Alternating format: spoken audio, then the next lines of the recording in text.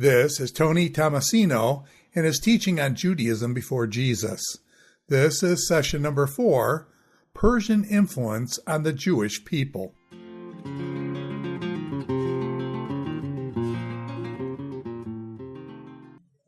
So one of the more important topics when talking about Persia, not even so much these kings that nobody knows much about or cares much about, but really it's the impression left by the Persians and their culture upon people like, for instance, the Jews. And we don't think very much about Persian culture in our day. We got Persian rugs, we got Persian cats, but but what really do we know about these people? They're not on the top of our minds most of the time.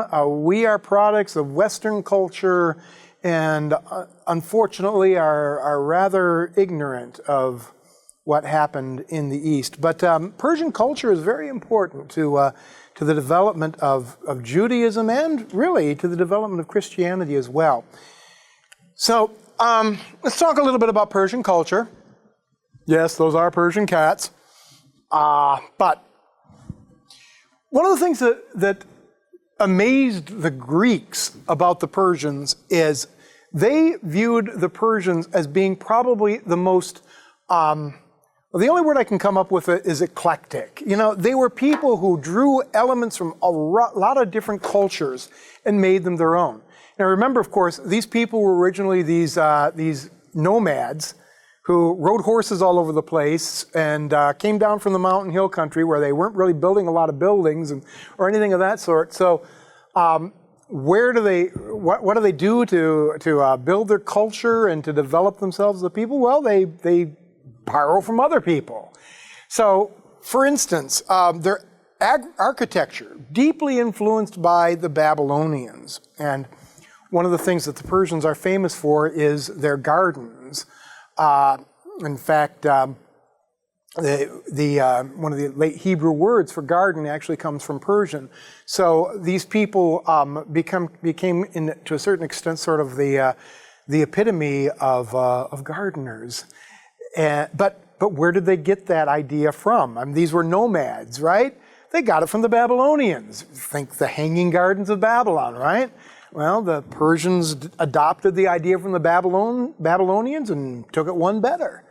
So, and this was kind of common for them, is to borrow a good thing when they see it and then improve upon it.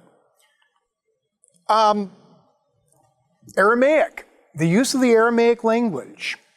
Now, the Persians were not Aramaic speakers natively. They had their own Indo-Aryan language, Persian, that they spoke.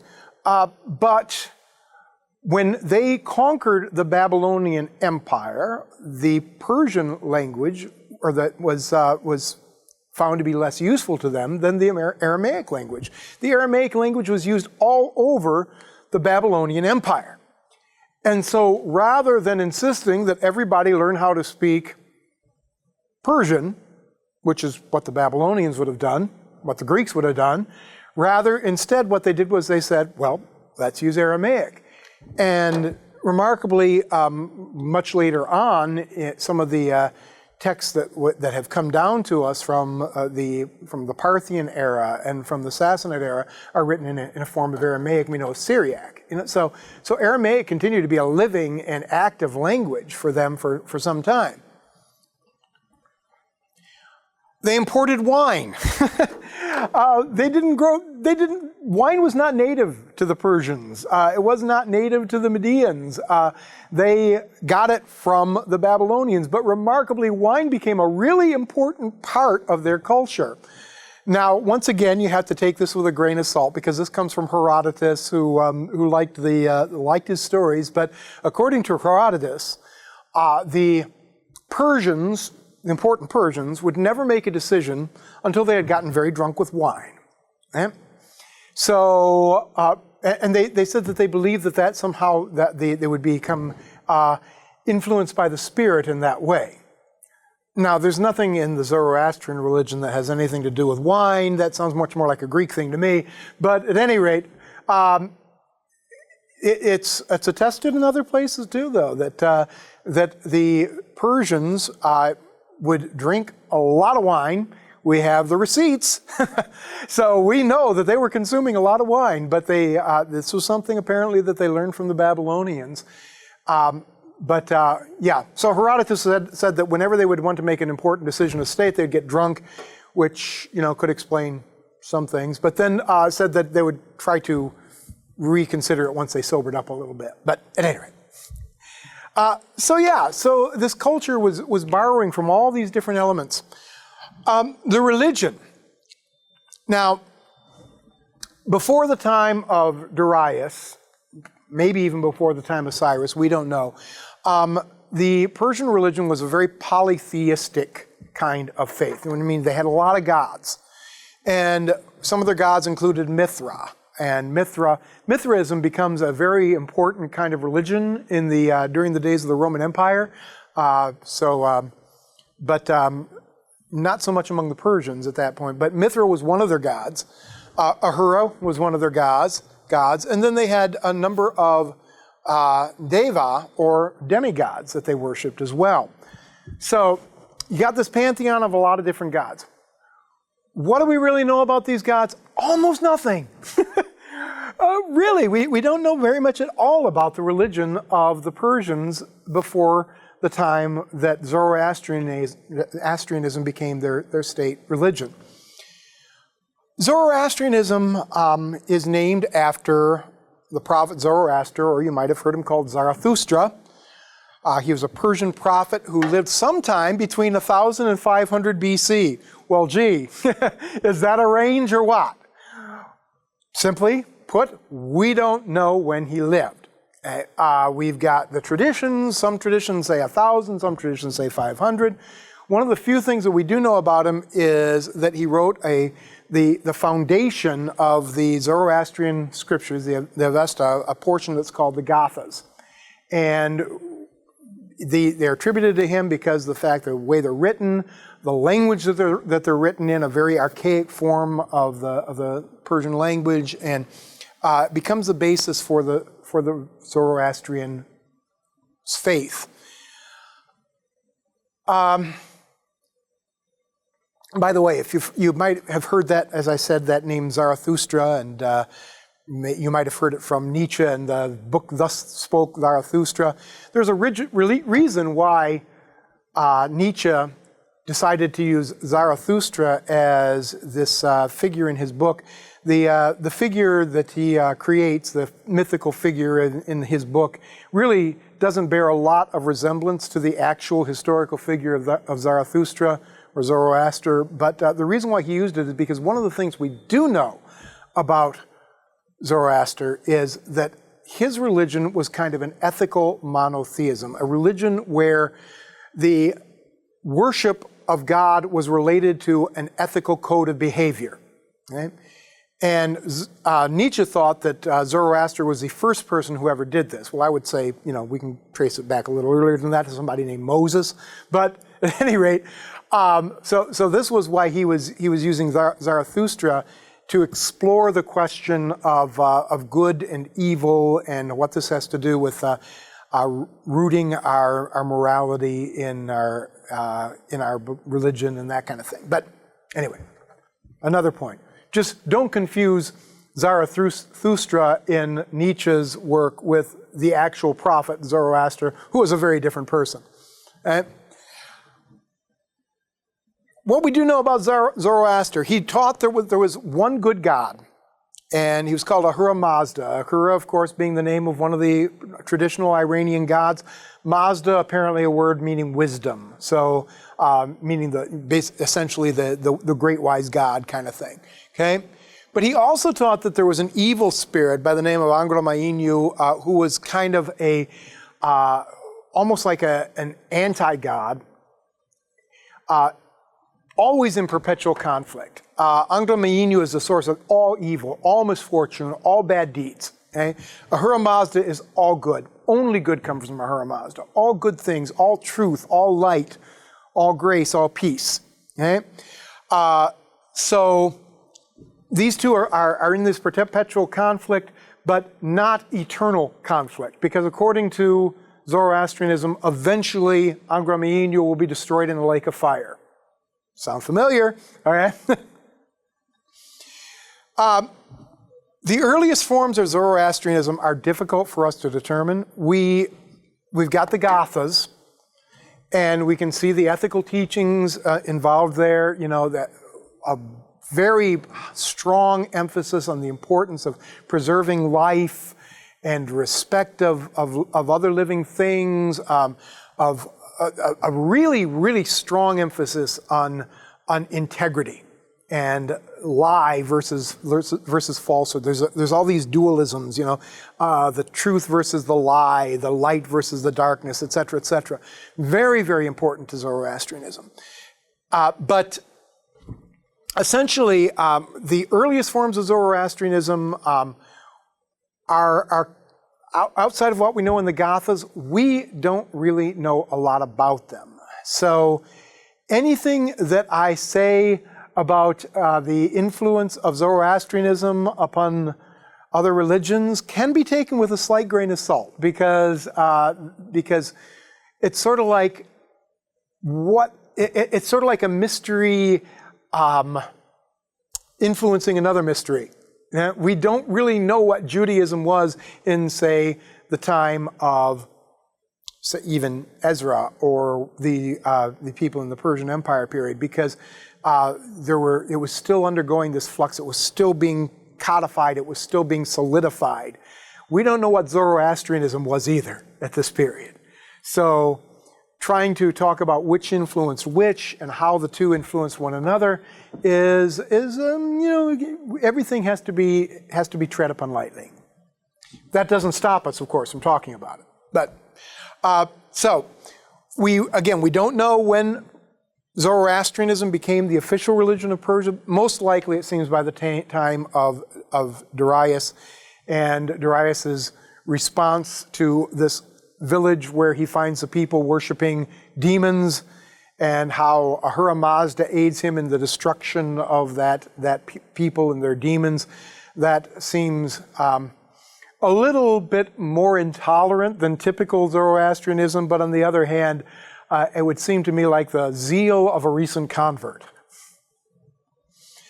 So, culture contact conundrum. This is sort of a tongue twister, but it's also something to bear in mind when we talk about what happens when you have nations that come in conflict with one another or contact with one another. The Jews were dominated by the Persians for about 200 years.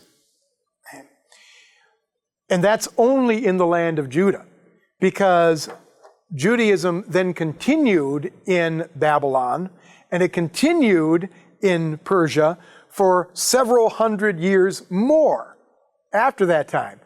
All that time, they're under the rule, under the domination of the Persians, and under the influence of, we might say, the Zoroastrian tradition of the Persians. So the question is, how does that affect Jewish culture and religion? Now, of course, sometimes we can see when one culture comes in contact with another, we can almost guess what's going to happen because it's logical.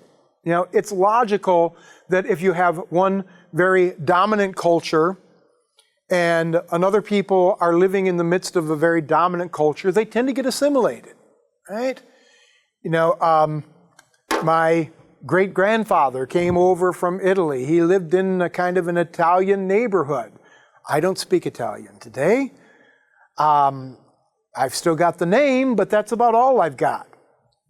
We have been pretty fully assimilated into American culture, and that's what kind of happens when one culture is brought into close contact with another. Sometimes there's an interchange of cultural elements, and we can see that both are kind of enriched through that process. And oftentimes this will happen when there's something very attractive or something very powerful or compelling about the cultured one people who are cultured by another. And there's a saying that and I don't remember who this is attributed to, but it said that that the Romans conquered the Greeks and then they were captivated by their captives. Now, the Romans were much more powerful. They conquered Greece, and yet then they went and adopted so much Greek culture. And it's really quite remarkable, some of the things they adopted and some of the things they rejected. But we can see that it's not always simply the more powerful nation strips the other nation of its culture. Sometimes it works the other direction as well. So even though some things work in predictable ways, other things in not such predictable ways. Something else we got to bear in mind here too is that a lot of times people react very badly to the idea that the Jews might have been influenced in their religious beliefs by another nation or another people. And what they think is, well, you're saying that the Jewish faith was contaminated. You know, that we read back in the books of Moses and so on, there was this idea that you don't want to have contact with the Hittites and the Amorites and the Midianites and so on because it's going to contaminate your faith. You're going to go worshiping their gods. And of course, this is exactly what we see happening with people like Solomon, for instance, who gets drawn away by these pagan gods. And so there's this idea that a lot of people have, and justified to some extent, can Judaism be shaped by another religious tradition? Or does it only result in apostasy? Okay. And my thinking along those lines is that God can reveal truth to his people any way God chooses to reveal truth to his people. You know, God can use pagans, if he chooses to do so, to teach truth to his people. And we see this happen even in the Bible. For instance, Jethro is the Midianite priest, the father-in-law of Moses. And we see Jethro teaching Moses about leadership skills and other things of that sort. We really don't even know about how much the Midianite faith might have influenced and shaped Moses' early beliefs and so on. There's been questions about that as well. But there's this fellow by the name of Balaam. You know, Balaam was a priest, a prophet, I should say, a pagan prophet, who had a donkey, who the donkey sort of warned Balaam, of course, about things like invisible angels and so on. But also, Balaam is responsible for some very powerful prophecies about the coming of the Messiah. So here God used a pagan to speak truth to his people, and he also used a donkey to speak truth to his people. You know?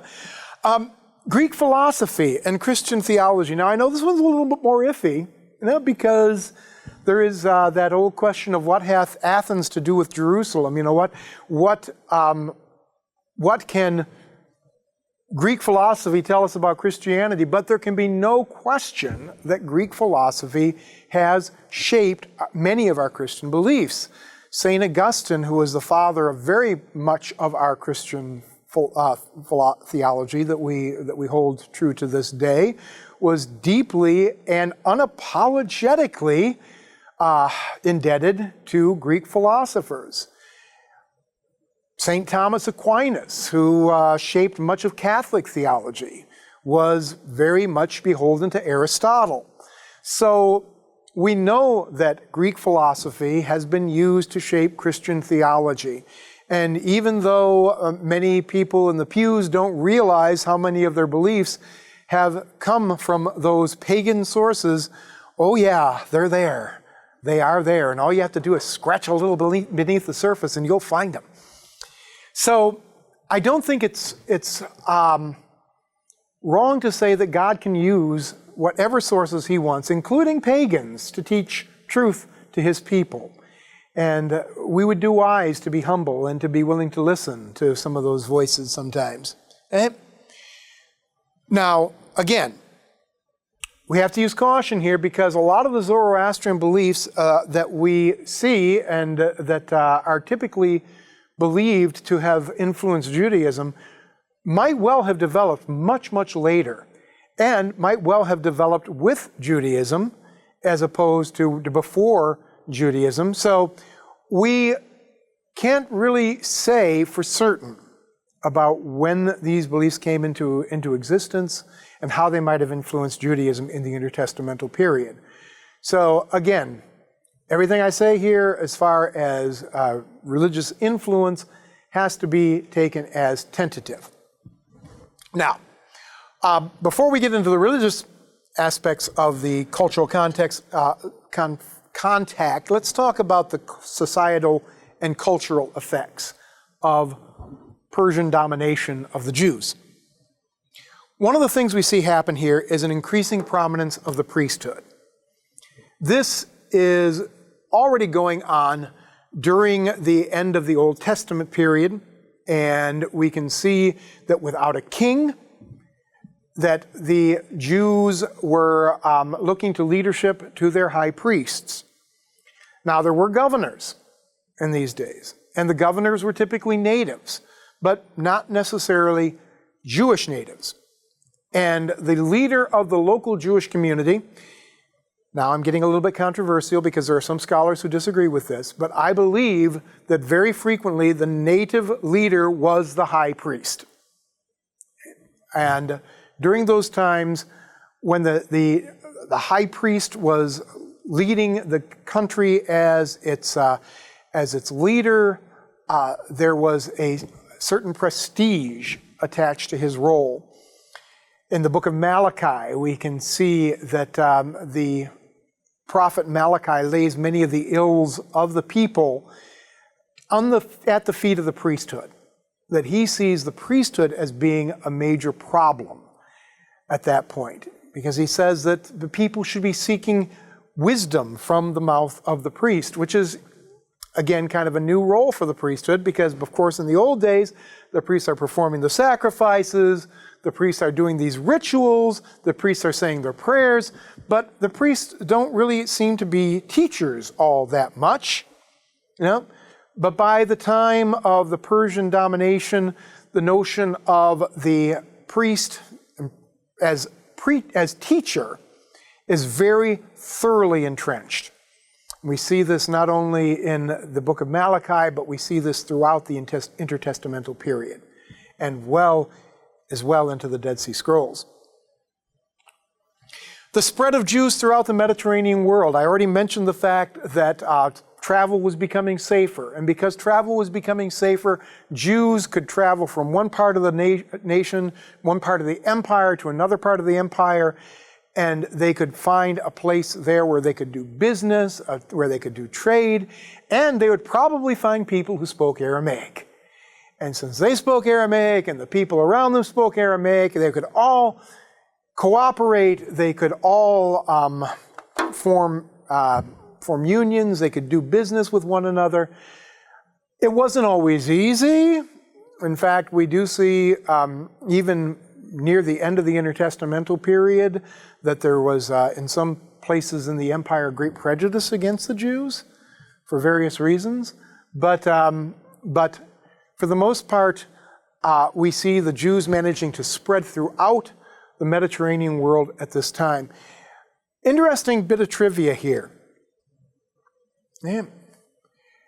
During the time of Jesus, Jews probably constituted the largest ethnic group in the Roman Empire. Main reasons for this? Jews had big families. They had lots of kids. Greeks did not. Romans did not. And many other nations had adopted the Greek custom of having 1 or 2 kids at most. Jews had tons of kids, okay? And so they were growing rapidly. And that was one of the reasons why they were resented, by the way, because it seemed like you couldn't turn around without bumping into one of them. So lots of Jews in the Roman Empire, and that's only counting the Roman Empire. There are lots of Jews in Persia, in Parthia, there are lots of Jews down in Egypt. Jews were spread all over the place in that time and in that region. And this was facilitated by the Persian Empire and by its conquests. A language issue, of course, I already mentioned the adoption of Aramaic as a lingua franca. Also already mentioned the bifurcation of Hebrew, how Hebrew became a language of the intelligentsia and a nationalistic language, but also was a language of the common people, the people of the land, and became kind of a vulgar tongue as well. But we also see the use of Persian loanwords in the last books of the Old Testament. A book for law, for instance, dot is a word that comes from into Hebrew and Aramaic from Persian. And then when we get to later Hebrew, the Hebrew of the Dead Sea Scrolls and the Hebrew of the Mishnah, we see many more of these loan words being added. Raz, another one, mystery. Yeah? So these are words that have become adopted and become part of a very important part, actually, of the Jewish means of expression and the Jewish culture and even of their philosophy. Standardization of laws and rituals. We talked about how Darius required the standardization of laws. Would that have happened naturally among the Jews? Well, maybe, but who knows, you know? At any rate, what we do know is they got a shove. They got a shove from Darius and later from Artaxerxes, pushing them in that direction of standardizing the laws, and we might even say maybe canonizing their scriptures. No other peoples in the ancient Mediterranean world had a canon of scriptures the way that the Jews had a canon of scriptures, but there was certainly a movement in that direction which was being inspired by some of these Persian policies. One of the things that bears witness to this is these letters called the Elephantine letters. I'm going to talk about these in a little bit more detail in a few minutes here, particularly a text called the Passover Papyrus, which shows how the notion of the centralization and standardization of rituals was becoming important to the Jews in this era. Elephantine Papyrus, this is one of them. As you can see, it's kind of broken and rotted in places and so on. Elephantine was a Jewish military colony in Egypt. And these papyri were found there in Elephantine, and they date from about 495 BC to 405 BC. And we can date them very precisely because they're dated, which is a wonderful thing, you know?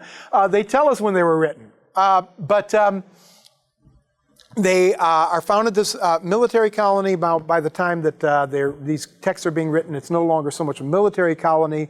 That was how it started. But by this era, it's a lot of common people doing a lot of common things.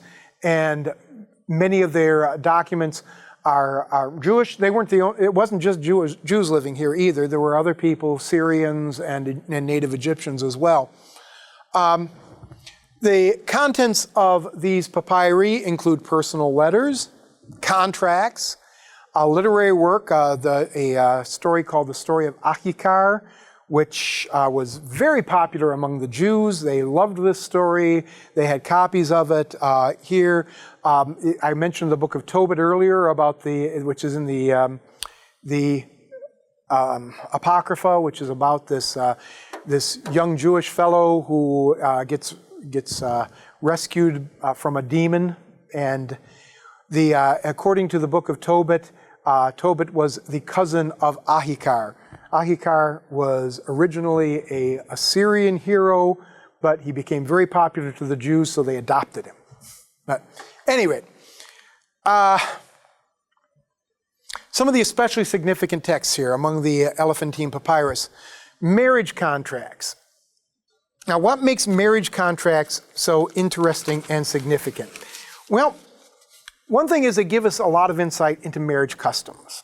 Okay? One of the things that we think about prenuptial agreements as being a modern thing. Oh, no, they're not. Okay? No Jew back in those days would have ever thought of entering into a marriage without a ketuvah, a marriage contract, which laid out all the responsibilities of each party and what would happen if they got divorced. Okay? One of the things that's interesting that is revealed by these Elephantine papyri is divorce was extremely common among the Jews in these days. And some of these people were divorced several times, and this was something which continued to be a problem up until Jesus' day, and this is one of the reasons why Jesus addresses the issue of divorce. Jesus is asked, is it lawful to divorce your wife under any circumstances? And Jesus says, well, that's not the way God intended it, right? And sometimes people read this and they think, oh, wasn't Jesus mean because he tells people they can't get divorced? Well, the reason why was because it was so common and such a horrible practice that it was, you had people like, they would marry when they were young and they would get a good deal from the family, and then they would get a little older and their wife would get a little older, so they'd divorce her and get a new one, And so this was a justice issue. Jesus says, you marry a woman, you stick with her. Yeah. And so that's the light in which those words should be read, not the light of this idea that, oh, this poor woman is being beaten by her husband, but she can't get divorced because Jesus said you shouldn't divorce your spouse. No, that's not what this was intended for. Anyway, so divorce was quite common. We found that another thing which is a little more disturbing is intermarriage was very common in this military colony here, that you would have parents with Jewish names and their grandkids would have pagan names. And so you had a syncretism going on, that the Jews were adopting some of the names and some of the customs of their neighbors. And we find this all reflected in these Elephantine papyri, and particularly in some of these marriage contracts. Now, the Passover papyrus, and what makes this so significant, is it kind of reflects the desire of Darius II to standardize Jewish customs throughout his realm. And one of the things that, the main purpose of this papyrus was to instruct the Jews in Elephantine about how to celebrate Passover. Think about this. Here we got a group of Jews living in Egypt. They don't know how to celebrate Passover.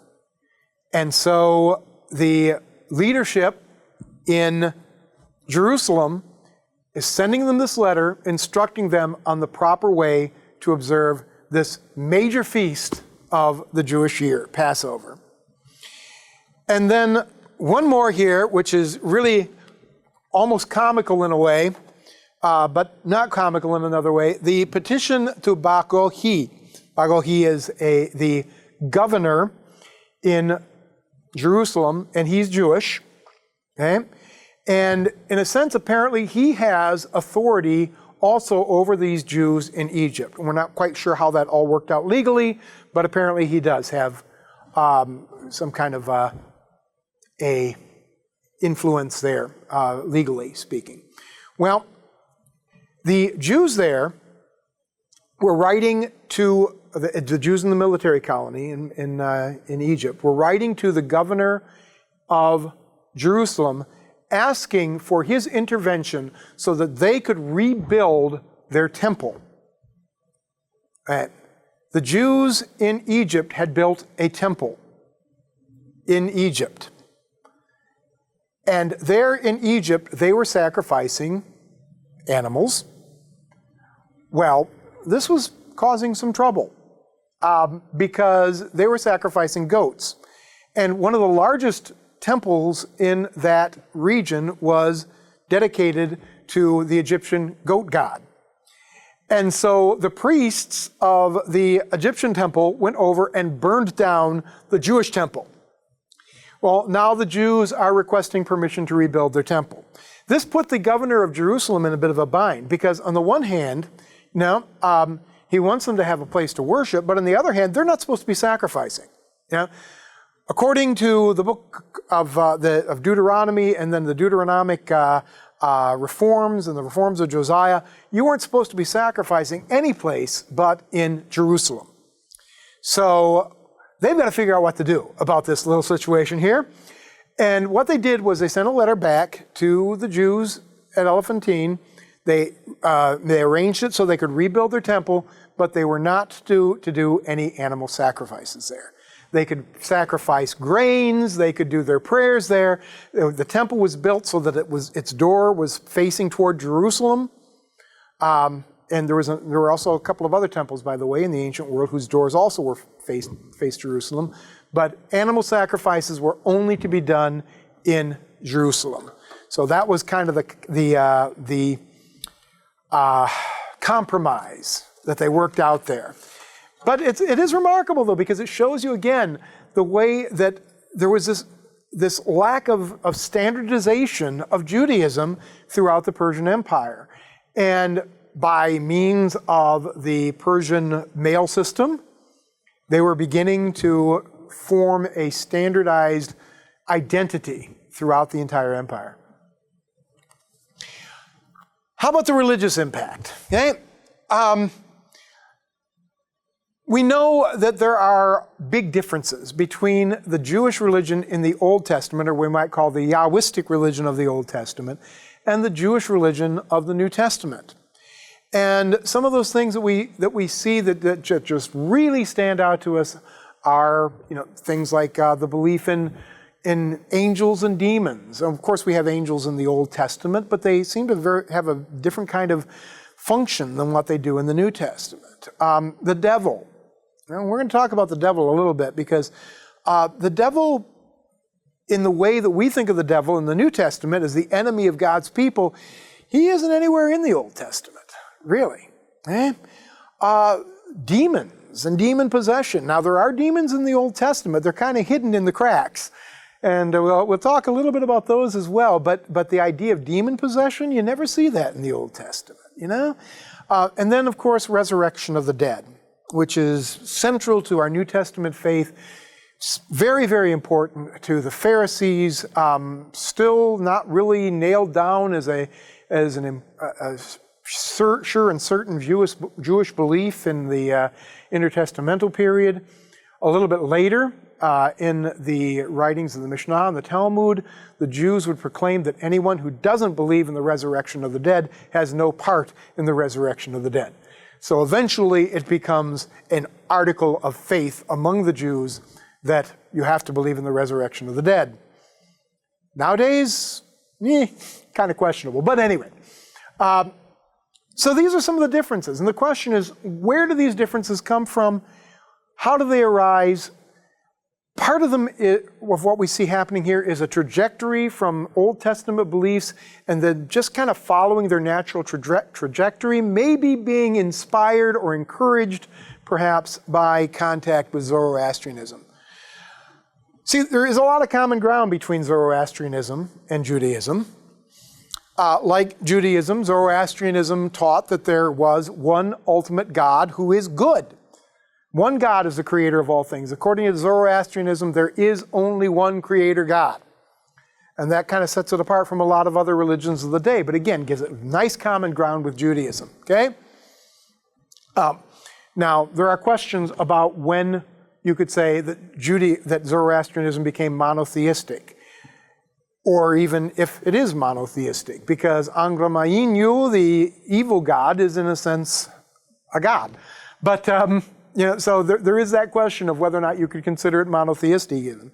But most people would regard it as being one of the monotheistic faiths. But anyway, like Judaism, Zoroastrianism taught that Ahura Mazda is the source of morality. And I was just talking recently in a sermon about, no Greek god ever said anything like the Jewish God, who says to his people, "Be holy, for I, the Lord your God, am holy." At the very best, what the Greek gods could have said is, "Do as I say, not as I do." Because the Greek gods were not exactly known for their upstanding morals. That's not true of Zoroastrianism. Ahura Mazda is the source of all goodness and the model of all goodness, according to Zoroastrianism. And so this is another point of contact between Zoroastrianism and Judaism. Zoroastrianism drew strong contrast, sharp contrast between truth and falsehood, between light and darkness. We see similar kind of contrasts in, of course, many texts in the Old Testament. And this understanding that there isn't a lot of shades of gray. Now, the idea that there is right and wrong, that there is truth and falsehood, that there is good and there is evil. This is a core of Jewish faith as well, of Yahwistic faith, and this became very much a central issue in Zoroastrianism as well. So it's a common ground in issues like this that allowed the Jews to enter really into dialogue with Zoroastrian teachings, and we see this happen much later in Babylon, and then later in Persia, and particularly in the Parthian and Sassanid eras. So we're going to talk a little bit about dualism here, because this is sometimes it is said that Zoroastrianism is the only true dualistic religion. As I've said, there are questions about how dualistic Zoroastrianism is. But for the most part, what we mean when we talk about dualism is that there are good and evil spirits that are locked in conflict with one another, and that it's real conflict, not fake conflict, okay? There are those who believe, even among Christians, that the devil basically is a puppet and that God is using the devil to kind of do all kinds of bad stuff to test us, and that the conflict isn't real. It's really more of a kind of a sham battle between God and the devil. Well, dualism says that's not true. You know, dualism says there are powers that are locked in conflict with one another, and that it is real. Okay? Pure dualism posits the existence of two equal opposing powers.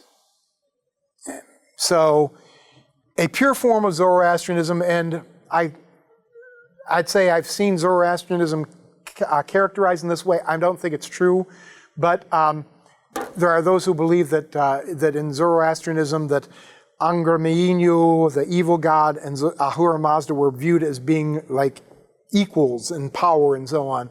I don't think that's true. Otherwise, Ahura Mazda couldn't destroy him at the end. But it really kind of reminds me of the one Hollywood movie, one of the Oh God movies, where George Burns played God and the devil, and it was like they were both equal. You know, that's dualism. I mean, that's thoroughgoing dualism. Yeah, but we don't need to go quite that far to have a dualistic religion. Okay, dualism is not a major focus of the Old Testament. Spiritual warfare does not occur a lot in the Old Testament. It pops up every now and then, but no, not really, not a big thing. And in fact, it seems in a sense, in a way, to be kind of deliberately suppressed for reasons I'll go into in just a minute. On the other hand, in the New Testament, dualism is a major feature of New Testament religion. We are in conflict against our enemy, the devil. He is going about like a prowling lion, seeking someone to devour. His spirits, the demons, are at work against our souls, seeking to destroy us and to drag us away from God. This is a dualistic religion that we embrace. And eventually, we know who wins, so we're willing to endure that dualistic part of it for now. In the Old Testament, one of the features of the ancient world is something that we call the combat myth. It kind of pokes its head out every now and then in the Old Testament. Well, what do I mean by the combat myth? In the ancient Near East, that's what A&E stands for, In the ancient Near East, typically the chief god attains his office by defeating an evil god. And in most of these myths, it's a sea monster of some sort. Marduk, the great Babylonian god, has to defeat Tiamat in order to become the chief of the gods. Baal, the guy who pokes around a lot in the Old Testament, he has to defeat a fellow by the name of Lothan in order to become the chief god. So these spirits, these conflicts are kind of foundational to the mythologies of these religions. pre-biblical Israel apparently knew of these kinds of legends. And as I say, every now and then they poke their heads out a little bit. But they are only hinted at. They're rejected as being historical. So for instance, we have in the book of Psalms, we have references to Leviathan, which is the etymological equivalent of the name Lotan. He appears in Psalm 74, 13 and 14, Psalm 27, and very likely is also the equivalent of Rahab in Job 26, 12. In these texts, what we see is that Leviathan gets kind of what we might say historicized. The mythological figure who might have in some prehistorical time have been regarded as some kind of a rival for God is now simply another creation, a created being that God can demonstrate his power over this thing. In some places it's a personification of Egypt and with its snaky river and all these kinds of things. But the idea that God ever had to fight a battle to become the Lord, that's nowhere in the Old Testament, okay? So are there opponents to God in the Old Testament? Not officially, okay? Some of the imagery of the combat myth is used. God's conquest over Egypt is used in Psalm 74, and that combat myth is kind of drawn upon there as an illustration. It might be the way that somebody might talk about how somebody is as strong as Hercules. That doesn't mean we believe in Hercules, but we're using it as an illustration. That's the way I think we should understand this kind of language in the book of Psalms. In Job 41, Leviathan is basically a crocodile. So we have the great combat myth now historicized and naturalized in this person of the crocodile. In the intertestamental era, the conflict reasserts itself because we see that there are angelic patrons of pagan nations which are actually at war with the angels of God and the patrons of Israel. And they're actually trying to thwart the plans of God. This appears in Daniel chapter 10, but also appears in other intertestamental texts. But in Daniel 10, we hear how Daniel is praying for insight into why God hasn't restored his nation.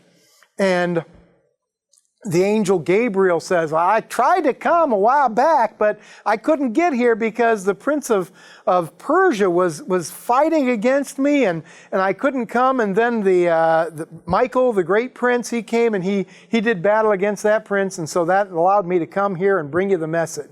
So we got a real struggle there going on behind the scenes, a struggle between the archangel Michael and the angelic patron of Persia.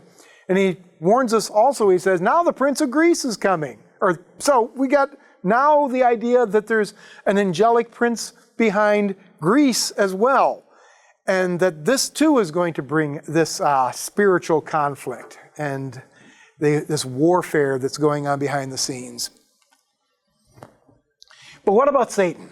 Where does he figure into all this business? I mentioned the idea of Satan earlier. In most Old Testament texts, we do have this word Satan, which appears several times in the Old Testament. In most Old Testament texts, Satan is not a proper name. Satan is a proper name in the New Testament, not so much in the Old Testament. Okay? Typically, it's a title. Satan simply means an adversary. And oftentimes in the Old Testament, it's used of somebody who's brought a charge against somebody else. Okay? Interesting thing in the Old Testament is that very frequently, when we think of somebody bringing a charge, we might think of them as a prosecuting attorney. And in the Old Testament, prosecuting attorneys were allowed to badger their witnesses. They were allowed to harass them. They were allowed to use real badgers if they could get one. But in various ways, the court system allowed people to use various kinds of nasty, sort of underhanded tactics in order to trip people up and get them to reveal their guilt. So if you're bringing a charge against somebody in court, you could sometimes treat them in some really nasty ways in order to try to prove their guilt. So as we go through the Old Testament, we see some of these references to Satan. Several times this refers to human adversaries. In 1 Samuel 29, in 1 Kings 11, Psalm 109, clearly the Satan is a human adversary, somebody who has come against somebody either physically to do battle against them or to take him to court and drag him to court and do nasty things to them. And it's like, one text reads, may the adversary and may the Satan stand at his right hand. In other words, I'm cursing this guy with getting hauled into court. In Numbers 22:22, an angel stands against Balaam, the prophet. And we're told that this angel who opposes him is the Satan. Is he evil? No, he's doing God's will. So this is clearly not the devil we're talking about here. He is acting on God's orders to oppose Balaam, as Balaam is on his way to apparently curse the Israelites. In Job chapter 1 and 2, here's one of the more controversial uses of the term. But we are told in the book of Job that the sons of God presented themselves before the Lord, and the Satan was in their midst. Okay, what does the Satan mean? Well, it depends on which translation of the Bible you use. Because some translations of the Bible translate that Satan with a capital S. That just grates because, there's that definite article there. The Satan. And it should be translated the adversary. But what adversary? My feeling is, and again, this is, we're kind of treading on a little bit of thin ice here, but my feeling is that this is kind of like a prosecuting attorney. This is one of the officers of heaven. And his job is to investigate people. And so God says to the Satan, hey, what you been up to there, Satan? And the Satan says, well, I've been going all over the earth and checking everybody out. And God says, yeah, what about my man Job there? Now there's a good guy. And the Satan says, the only reason he's good is because you're blessing him so much. Let's see what happens if we take away all those blessings. This is precisely the way a prosecuting attorney would work in the ancient world, is they want to create doubt, and they're willing to get physical to do it. So the Satan in the book of Job seems to not be the devil of the New Testament. Now, he prefigures the devil of the New Testament. He does. But that's, another topic, which I really can't go into very much right now. Anyway, Zechariah chapter 1 and 2. Once again, we have the Satan. And the accuser is accusing the high priest Joshua. What he's accusing him of, we don't know, but it says that it's a vision where the prophet sees the high priest standing there dressed in dirty robes, and the Satan is standing there accusing him of all kinds of nasty stuff.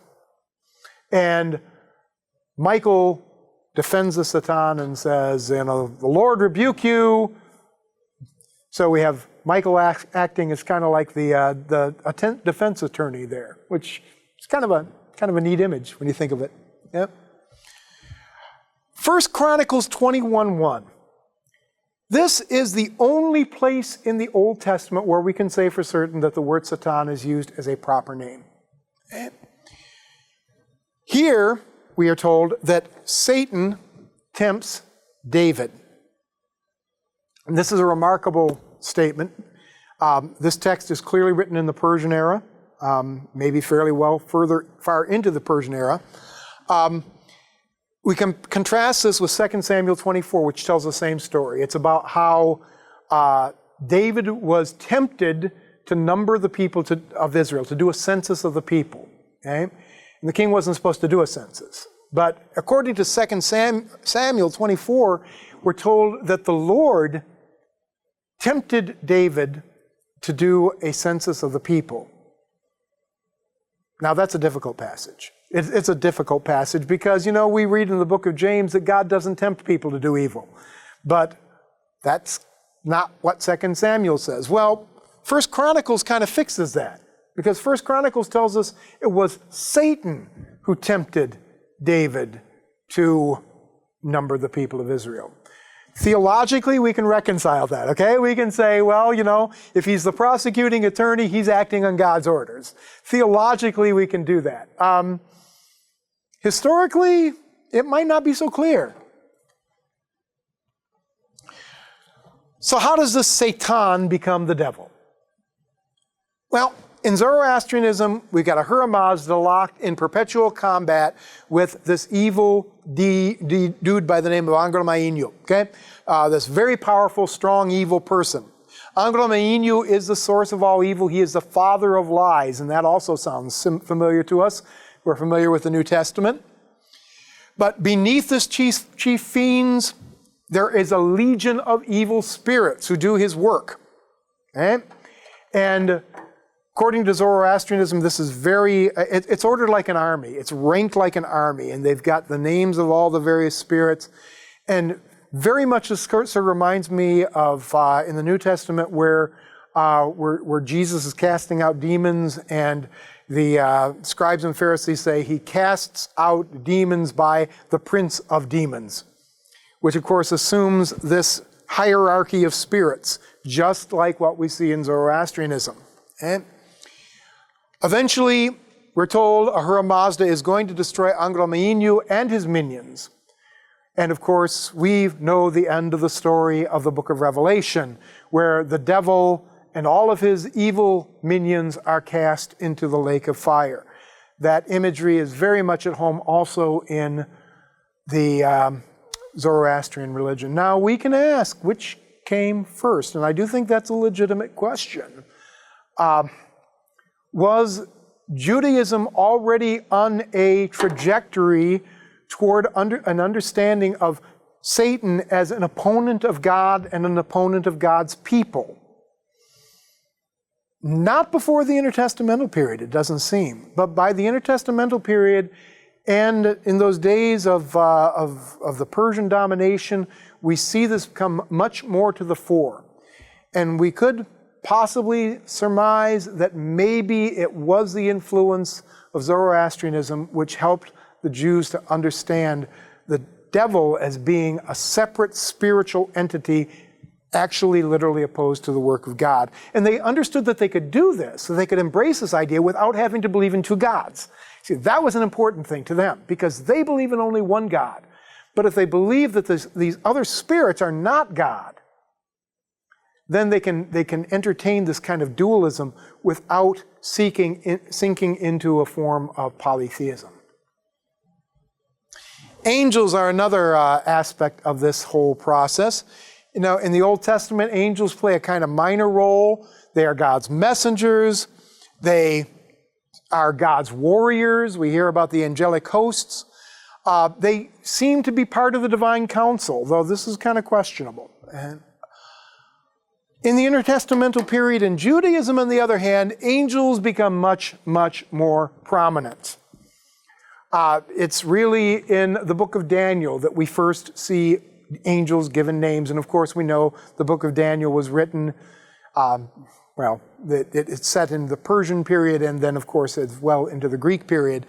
But angels then take these roles as being kind of emissaries of God more so than in the Old Testament. Angels are individuals. They have names. Angels are specialists. And we find this out particularly in texts like 1st Enoch. And 1st Enoch is deeply interested in angels and has a very highly developed angelology. And that kind of idea much deeply carries on into Judaism, into the New Testament era, and into the Rabbinic era, and so on. Angels have various ranks. We already see a little bit of that in the Old Testament. I can think of one passage where Joshua meets an angel before he goes out, and he says, "So are you for us or are you for our enemies?" And the angel says, "I am here as the captain of the Lord's hosts." So already in that book of Joshua, we see the idea that angels could have different ranks, but it's not emphasized a lot. Well, when we get to intertestamental Judaism, they all get ranks, they all get specializations, they get very explicit descriptions of their different responsibilities and so on. So we see these as very similar to the minions of Ahura Mazda in Zoroastrianism. Again, the question is, how much influence was really involved here? We cannot say for sure, but what we can say is that there was clearly an idea developing that there were spirits other than the Lord who did not threaten God's sole position as being the only God. There could be this understanding that there are spirits that are not necessarily divine beings in that sense. And the same, of course, is true of demons. The Old Testament knows of the existence of demons, but doesn't say a lot about them.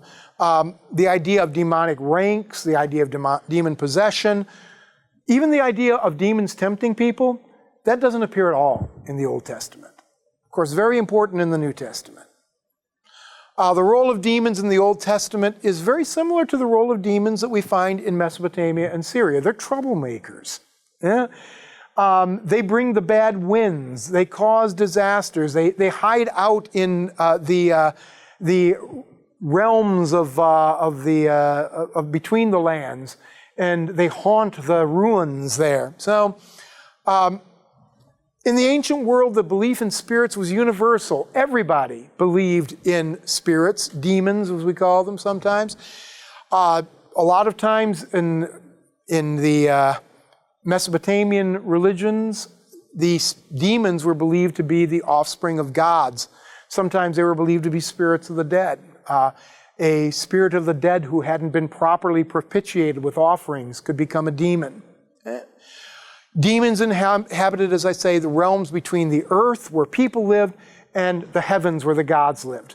So they're the spirits of the sky. And we know in the New Testament that Paul talks about the prince of the powers of the air. And he's speaking there about the demons, of course. So that was the realm of demonic spirits. Demons can be responsible for disease. They can cause trouble, but they were never really thought of as causing humans to sin. That's on us. So, again, in the Old Testament, I believe that there is a deliberate avoidance of the theme of demons, really primarily because there was this understanding among most ancient peoples that demons were gods. Minor gods, but they were gods. The main theme of the Old Testament, the main idea that they want to establish is there is only one God. So you can't have a lot of talk about demon spirits because that would just be confusing to people, you know? There is no word in the Old Testament equivalent to the word demon in the New Testament. When we read the word demon, we know what it's talking about in the New Testament. In the Old Testament, they have a lot of different spirits that seem to be demons. The Shadim, which appear to be storm demons, which are mentioned in Deuteronomy 32. The Se'arim, which seem to be goat demons in Leviticus 17 and Isaiah 34. Lilith, the night hag, Isaiah 34. Azazel, which might be the hairy goat demon. You know, there's questions about that as well. Now, around all these figures is controversy because many people believe that these refer to demons. Other people think that they refer to natural animals. In the context, it seems demons is very possible. But these demons are depicted as living in wilderness areas, and they are worshipped by apostate Israelites. And that's one of the reasons why I don't think we're talking about animals here. Because these were the Israelites would go out into the wilderness where they would worship these spirits. Again, they could cause trouble, but they were not regarded as tempters. In Zoroastrianism, demons are a little bit different because they play important roles there. Demons are the minions of Angramainu. They do his dirty work. They have names, they have specializations, they go about doing bad stuff, right? The idea of demons having names, does that appear in the New Testament? Oh yeah, it does. Yeah. Jesus talking to the demons says, tell me, what is your name? And it says, our name is Legion, for we are many. Yeah. So the idea that demons could have personal names is something which seems to be new to the New Testament. Yeah. Persian kings distinguished between the worship of the local gods, which are tolerated, and the worship of demons, which was treated harshly. And we already read Xerxes talk about how he destroyed the worship of the demons. So they made this clear distinction between the different forces and different features of these forces. Gods are gods, demons are demons. Demons are not gods, according to Zoroastrianism. So was the interest in demons in the intertestamental era encouraged by contact with Zoroastrianism? And this one, I think we can see that it could have definitely been something that could have helped the Jews to understand how there could be evil spirits in the world, how there could be spirits that are not God, spirits that have evil intentions on us, and spirits that are not working just chaotically, but rather whose tasks and whose duties are in some sense coordinated. And so the idea of the demonism of the New Testament coming and being, or at least being inspired by some of these ideas from Zoroastrianism, to me that one's pretty plausible. Now, life after death. This is the final one we're going to talk about here. And this is kind of one of the classic examples that is used by biblical scholars to talk about the influence of Zoroastrianism. The Old Testament is not very interested in the subject of life after death. Okay? And this is kind of surprising because this is an idea, a theme that absolutely infatuated Israel's ancient Near Eastern neighbors. I mean, the Egyptians built these giant pyramids in order to preserve the souls of their pharaohs after death. The workers, the common men in Old Kingdom Egypt, they wanted to be buried in the shadow of the pyramid so that they could live on after death. In the Middle and later kingdoms, of course, the common people were even being mummified so that they could survive death. In cities of Canaan, like Jericho, they would literally bury the dead under the floor of the houses so that they could continue to take care of their spirits after their death. In Mesopotamia, we have tombs that are equipped with feeding tubes so that people could pour libations into the tombs to keep the dead happy. So all around Israel, we've got people who are infatuated with this idea of life after death. And then we read the Old Testament and almost nothing, well, not almost nothing, but what is there is kind of questionable, okay? So in the Old Testament world, we find that dead are often considered demigods. And the idea of a spirit of the dead person being a divine being was something which was fairly common. And we even see this sneak through a little bit in some Old Testament texts when Saul, the king, goes to the witch of Endor and asks her to bring up the spirit of Samuel. When that spirit appears, the witch of Endor cries out in fear, and Saul says, "What do you see?" And she says, "I see a god rising from the earth." So the idea that the spirits of the dead were in some sense gods was prevalent and present even in Israel. And so when the primary theme of the Old Testament is to establish that there's one God and one God only, you can understand why they might have a little bit of trouble with everybody being obsessed with spirits of the dead, when the common understanding was that these were gods. Care of feeding of the dead, I talked about that a little bit already. So was the Old Testament deliberately avoiding the theme of life after death in much of its narrative? I think so. I think so. I think that it was not until really the end of the Old Testament that the idea of life after death could be talked about with some openness. Now, this isn't to say that there was some imagery, of course. In the book of Isaiah and in the book of Ezekiel, there is imagery that talks about resurrection. But interestingly enough, that imagery is used to talk about the nation being restored to life again, not individual people being restored to life again. Okay? The idea of an individual surviving death and coming back to life again, that's something you don't see in the Old Testament, really. Not until you get to what might have been the last book written in the Old Testament, which is the book of Daniel. Okay. So, the ideas of resurrection are beginning to emerge at the end of the Old Testament. Now, we hear of this place called Sheol. The dead do not go to heaven. You'll never find any place in the Old Testament that talks of the dead going to heaven. For that matter, there isn't a lot about it in the New Testament either. But, at any rate, you don't find the idea of the dead going to heaven. They're waiting in Sheol for the resurrection of their bodies. During the intertestamental period, we start to see a diversity of views on resurrection. We see First Maccabees, which I already talked about. No mention of resurrection of the dead. Your hope for life after death is that somebody is going to remember you and say good things about you after you're dead. Second Maccabees, the righteous are going to be restored to life again. The dead are going to lay in the tomb and rot. And we find this continuing into the New Testament era, of course. The Sadducees denied in the New Testament era that there was any such thing as a resurrection of the dead. The Pharisees, on the other hand, believed very strongly in the resurrection of the dead.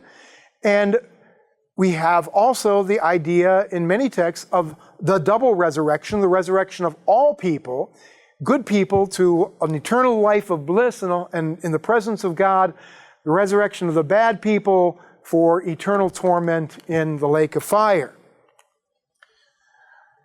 Did Zoroastrian beliefs influence Jewish ideas of the afterlife? Now, as I already mentioned, this is kind of a classical example that scholars use to talk about Zoroastrian influence in Judaism, because according to many Zoroastrian texts, the Zoroastrians have a very elaborate understanding about the afterlife. But here's the thing, we don't know when those ideas arose. So the Zoroastrians speak of a lake of fire, and the dead and the good righteous passing through a lake of fire. The righteous, when they pass through this lake of fire, they're purified, they become holy and ready for the presence of God. The evil, when they pass through this lake of fire, well, they're burned up. Right? So that imagery could be compatible with, say, the book of Revelation in the New Testament in a way. But we don't know when that imagery came from.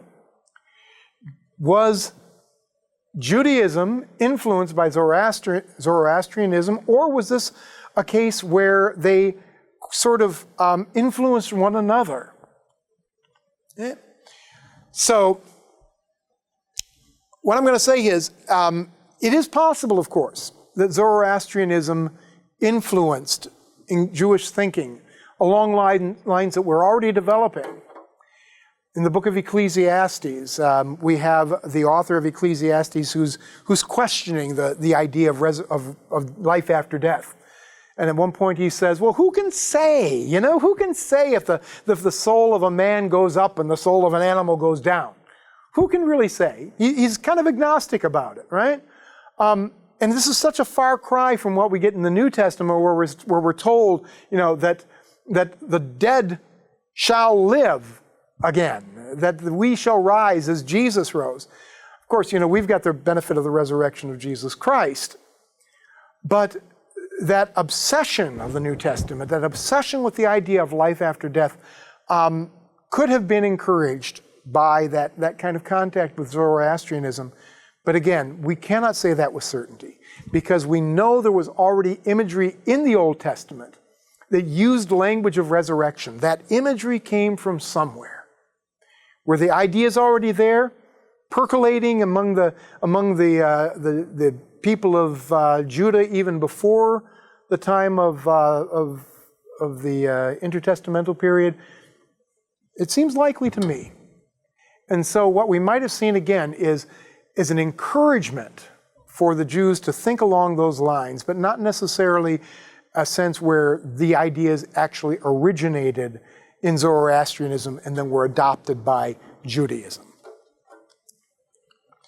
So that said, we are going to leave the idea of the Persian influence, but we need to continue to remember that the contact between the Jews and the Persians continued for centuries after the fall of the Persian Empire.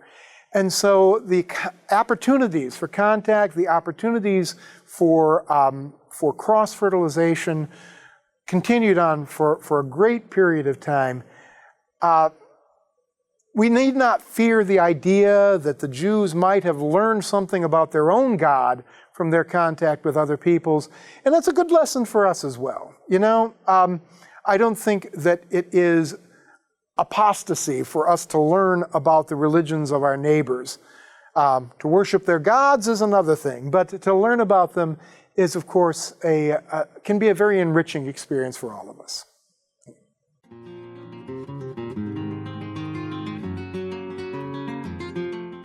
This is Tony Tomasino and his teaching on Judaism before Jesus. This is session number 4, Persian Influence on the Jewish People.